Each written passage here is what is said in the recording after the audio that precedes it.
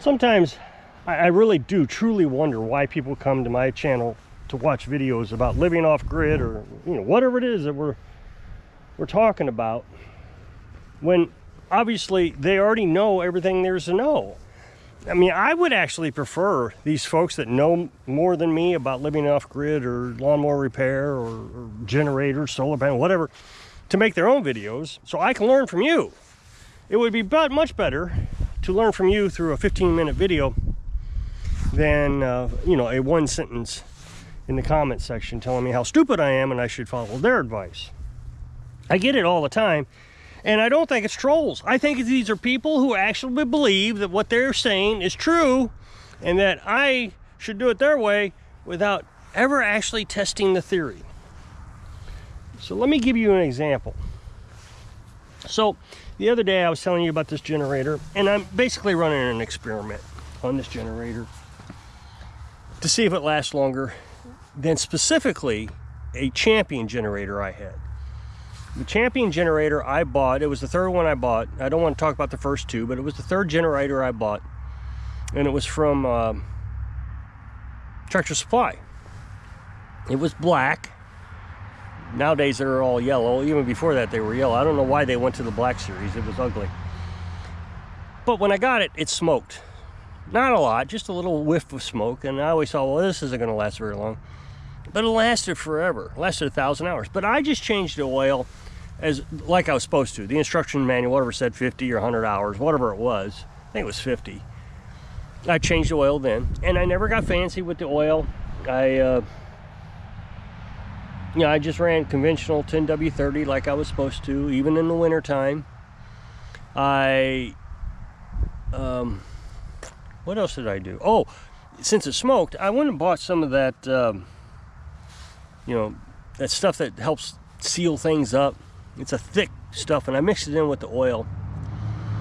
So however much that was, plus 5 quarts of oil, maybe it was 5 quarts of oil. So I mixed all that together. That's how much oil, how many times, whatever that equals out to, 50 oil changes, whatever it was. But that generator lasted 8,000 hours. So I bought the Power Smart. Now I do have 2 generators up there. They're both Champions. Again, not important to this conversation, but they're I use them for welding. There's one that has me concerned. It poured out dark oil the other day, and I don't know why, but that's neither here nor there either. The point is I use those. They're high powered. They're propane. They're gas. Mix. Not mixed, but dual fuel. But I also bought a Power Smart. Now I'll even walk you up there. The Power Smart was just a quick purchase. What it was is Carolyn's son stayed in the camper for a few months to get back on his feet. Did really well, got right back on his feet. Things happen. I remember after my first divorce, I stayed with my dad for a while. Why not? You help pay for the bills, whatever. So he stayed here, but we didn't have any electric for him, so you let him use that generator. That's the only one we had at the time. I bought that one on sale, and I only took it out of the box last year. So he used that. Well, I bought this Power Smart, and it's just a little Chinese generator right here, and it ran great. First pull, it still runs. There's nothing, well, there's something wrong with it. The rings have wore out. I started smoking maybe a year ago, just a little bit, but not, I say smoking, that's not true. Started using oil a little bit. So I don't know, I maybe ran a whole nother year before I started having problems with it. Now the rings are so bad you can see smoke coming from it, and it's fouling out the plug. So I was going to buy more rings. There's another type of Power Smart, and that one has rings for 60 bucks, but they discontinued that one, so it doesn't have any parts for it. That's okay. I went ahead and bought this one. It was 250 bucks, and I figured, why not give it another try? But the thing is I want to see if I can get this one to last as much as that Champion. Now granted, I neglected the Champion, but man, I ran it a lot. Ran it for a year while we were traveling around the road. And then when it got here, I ran it for, I don't know, maybe a month straight, 2 weeks, something. I don't remember the specific time, but it never shut off. I would just shut it off long enough, change the oil, and put gas in it and run it, keep running. You know, we were trying to set up, get the solar panel set up and all that. A lot to do. We had to get the camper off the truck so we could put it down on the ground. And then when that was done, I started building the tiny house. Well, the generator's the only thing I had. So, I mean, it was just a full-time job, and it was the only one we had. It ran the well pump. So that's the only thing this one doesn't do, is run the well pump. This one runs a ton. I mean, just a ton. It runs constantly. I've got it in October 24th, and here it is nearly December, what, 17th? And I've already got 230 some odd hours on it. So, I mean, we're really racking up the hours. That's like 10 days running time straight, something like that. 9 or 10 days. But I have changed over to synthetic oil, and I have changed over to 5W30. Now, when we talk about 5W30 or 5W20, my truck, I should have just stayed up there. My truck was bought in 2015, and it ran 5W20. I don't agree with the 20. I didn't know that at the time when I bought it. I just recently found out that 20 is really thin oil. So I had a code show up, and I put 5W30 in it finally, and the code has went away. But this 5W, whatever you want to call it, has been around at least 10 years. It's not like it's a new product and we're all still trying to scratch our heads to figure it out. You know, if you got a car that's newer than 10 years old, I can guarantee you, you're running 5. At least I'm pretty sure you're running 5. It's a safe bet, because everywhere in the United States, continental United States, I would imagine Alaska might be different. It's hard to do this with one hand. I don't know why. You would think I could open it. There we go. But it says it right here on the oil cap, 5W20. Well, I changed that from 5W20 to 5W30 just this last summer. It's running great. Now, the 5. That's the only thing I want to focus on right now. Whether you run a 20 or 30, that's up to you. I find the 30 was a better idea. The 20 is supposed to get you better gas mileage, but not by a lot. So I learned my lesson. I won't do that again. I'll run the 30. I'm sorry. I'll run, if I ever buy a new car, which I probably won't, I'll run whatever it tells me to until the engine warranty has expired, and then I'm going to go up to 30. European countries run 30. They don't run that 20. It's just better for the engine. It's so anyway, the 5. Let's go back to the 5. The 5W is winter. The W is winter. So, and you can look on this in Google, and I said this in my last video. All you got to do is go to Google. It will tell you what's going on here. If you get 10W30, you can't run your engine below, say, 10 degrees or whatever it is. Let's just say 10 degrees. I could be wrong with that, so don't get in the comment section. No, it's not 10 degrees, it's 15 degrees. Whatever, okay, whatever it says. Well, here in mid-Missouri, you know, 10 degrees, that's pretty cold. But we do get down there quite often. We were just at 7 the other day. So if you go to the 5, and again, Google this, 5W, 5 winter, it'll take you down to, I think, negative 10 degrees. Well, since we've been here, we've never been negative 10. We have gotten close, but never that close. So what you're doing is the oil is thinner during cold temperatures when you're running 5 than if you're running 10. 10W, 5W. So what I've noticed with this one specifically is it's harder to pull with 10. it's just harder to pull. And that makes sense because the oil is thicker, and the colder it gets, the thicker it gets. And if it gets too cold, if it gets below its operating temperature, which was like, okay, so 10W, let's say it gets down to 10 degrees. If you get down to 5, it's just sludge. It's basically frozen sludge. So you're not getting any lubrication at that moment. It's got to warm up a little bit, at least 5 degrees, just to get it to start lubricating. Well, that's a lot of friction going on for that 5 minutes. So I say, what's the harm in putting the 5? It costs no extra money.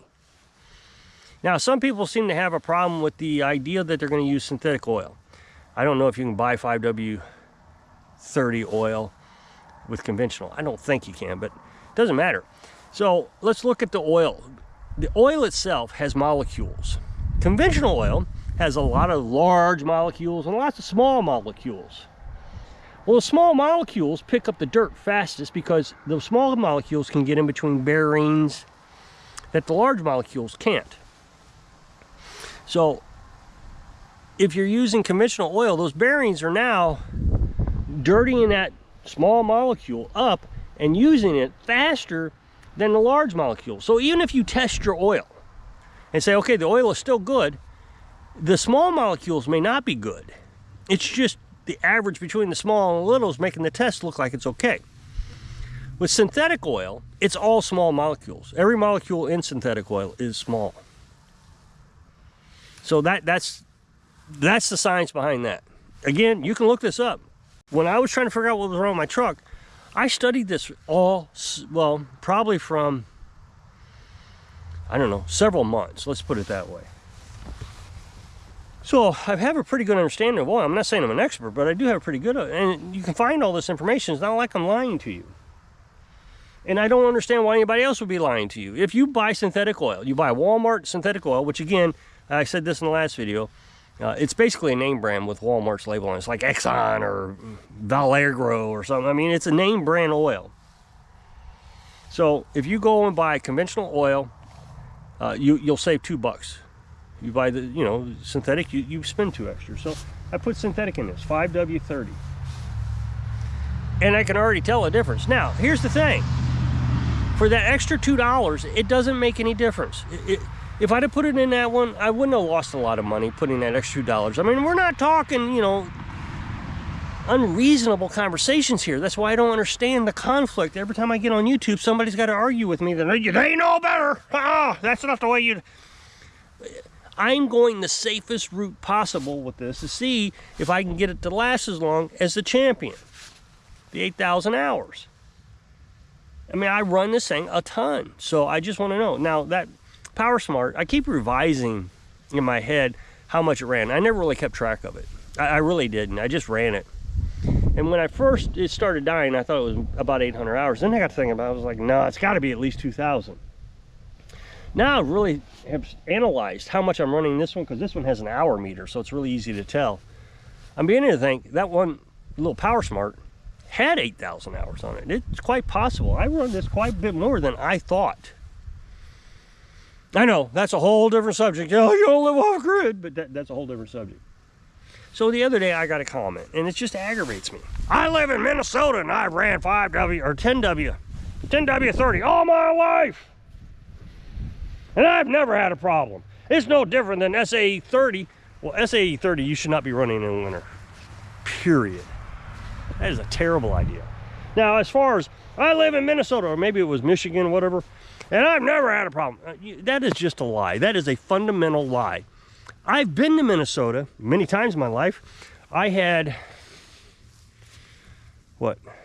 6 companies I worked for up there when I was a consultant.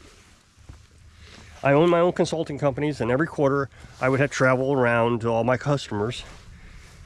We spread it out, so, my Missouri customers were always in 1 month, and my Iowa customers were always in another month, and my Minnesota customers were always in another month. So, I would stay there in Minnesota for a couple weeks, going to all these different customers. And one of them was way up north in Minnesota, called Walker, Minnesota. It was way up there, and it was cold. So, as far as saying you never had trouble with your SAE 30 or your 10W30 or whatever you're telling me you use, and that I'm just whatever, you're a liar. I bet every time I stopped at the gas station, there were 5 cars there getting jumped. Why are they getting jumped? Well, first, your battery is 50% weaker, which means, like on my generator, I'm not pulling as hard. And the oil is thicker, so you're not spinning as fast to get it to start. So you hire a tow truck. Don't tell me you never had this problem. I know you have.